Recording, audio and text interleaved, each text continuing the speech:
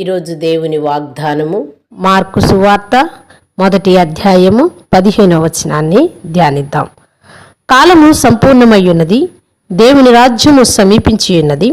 మారుమనస్సు పొంది సువార్త నమ్ముడని చెప్పుచు దేవుని సువార్త ప్రకటించుచు గలీలయకు వచ్చెను. ఆమేన్.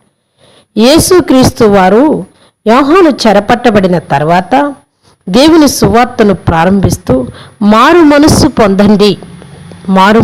పొంది దేవుని యొక్క మాటను మీరు వినండి, నన్ను వెంబడించండి అని కేకవేస్తూ ఉన్నాడు. ప్రియ సహోదరుడా, సహోదరి, ఈ దినమైనా ఆ దినమైనా ప్రభువారు చెప్తున్న మాట ఒక్కటే, మీరు మారు మనస్సు పొందండి, కాలము సంపూర్ణము కాబోతుంది. ఎన్నో సూచనలు, ఎన్నో సూచక్రియలు ఈ భూమి మీద జరుగుతున్నప్పటికీ మనుషులు ఇంకా మారు మనస్సు పొందుకోకుండానే జీవిస్తూ ఉన్నారు. అందుకని ప్రభు పదే పదే సువార్తికుల ద్వారా, ప్రసంగికుల ద్వారాను, దైవదాసుల ద్వారా ఈ మాటను చెప్తూ ఉన్నాడు. మీరు మారు మనస్సు పొందండి, దేవుని రాజ్యము సమీపముగా ఉన్నది అని శుభవార్తను చెప్తూ ఉన్నాడు. లోకరక్షకుడు ఈ భూమిపైకి వచ్చినప్పటి నుంచి ఇప్పటి వరకు కూడా అదే మాటను ఆయన చెప్తూ ఉన్నాడు. మన పాపపు జీవితాన్ని వదిలిపెట్టాలని, మనస్సు త్రిప్పుకొని దేవుని వైపు చూడాలని, ఆయన్ని నమ్మి వెంబడించండి. మరి అక్కడ చేపలు పడుతున్న జాలర్లతో కూడా సీమోను పేతురుతో చెప్పినట్టుగా మనం చూస్తూ ఉన్నాం.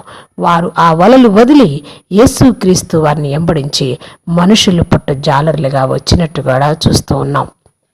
ప్రియ సహోదరుడా, సహోదరి, ఈరోజు ఒక దైవజనుడి ద్వారానో, ఒక టీవీ ఛానల్ ద్వారానో, యూట్యూబ్ ద్వారానో దేవుని వాక్యాన్ని నీవు వింటున్నట్టయితే దేవుడు నిన్ను పిలుస్తూ ఉన్నాడు. నీవు మారు మనస్సు పొందాలి. నీలో ఉన్న పాపము, శాపము నుంచి విడుదల పొంది ఆయన్ని అనుసరించి వెంబడించిన యెడల తప్పక నీవు ధన్యుడివి, ధన్యురాలివి. దేవుని చెప్పిన మాటకు విధేయత చూపించిన వాడు తప్పక రక్షణ భాగ్యాన్ని పొందుతాడని దేవుని మాటలు మనకు వినిపిస్తున్నాయి కదా. చిన్న ప్రార్థన చేసుకుందాం. మహాపరిశుద్ధుడా, మిక్కిలిగా మమ్మల్ని ప్రేమించే మా పరలోకపు తండ్రి, మీ దివ్యమైన పాదములకు కృతజ్ఞతా స్తోత్రములు నాయన. అయా, మా జీవితాలను కట్టడానికి నీవీ భూమిపైకి వచ్చినప్పుడు సిలువలో నీ రక్తాన్ని మా కొరకు తారపోసిన దేవాది దేవ కుమారుడివై ఉన్నావు, మా పక్షమున దేవుడివై ఉన్నావు. నా తండ్రి, నాయన మారు మనస్సు పొందే భాగ్యము ప్రతి ఒక్కరికి దయచేయండి.